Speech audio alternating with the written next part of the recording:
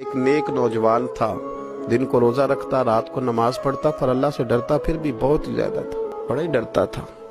موت کا وقت آیا تو ماں ہی تھی بس اس کی، تو ماں سے کہنے لگا اماں تو میری ماں ہے، میرے ساتھ 3 وعدے تو کر۔ اس نے کہا پتر تو بتا، آخری ہجکی لے رہا ہے اور اس غریبنی ماں سے تو وعدہ لے رہا ہے، بتا کیا وعدہ۔ عرض کرنے لگا اماں جب میں مر جاؤں نا تو میرے گلے میں رسی ڈال کے تو مجھے گھمانا گھر کے صحن میں، اور لوگوں کو کہنا جو رب کی نافرمانی کرے اس کا یہی حال ہوتا ہے۔ یہ اعلان کرنا جو اللہ کے نافرمان ہوں ان کا یہی اشر کیا جانا چاہیے۔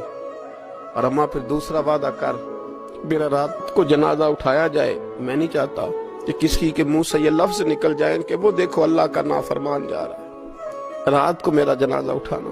اور اماں تیسرا میرے ساتھ وعدہ کر کہ لوگ مجھے دفن کر کے آ جائیں گے تو تو میری قبر پہ چلی جائے گی۔ عمل میرے پاس کوئی نہیں، پر مجھے لگتا ہے ماں کے قدموں کی برکت سے عرش کا مالک بھی رحم فرمائے گا، اماں تو وعدہ کر۔ بابا صاحب رحمت اللہ علیہ فرمانے لگے کہ ماں بوڑھی ماں نے وعدہ کر لیا، کہا بیٹے ٹھیک ہے اگر تیری یہی ضد ہے تو میں تیار ہوں۔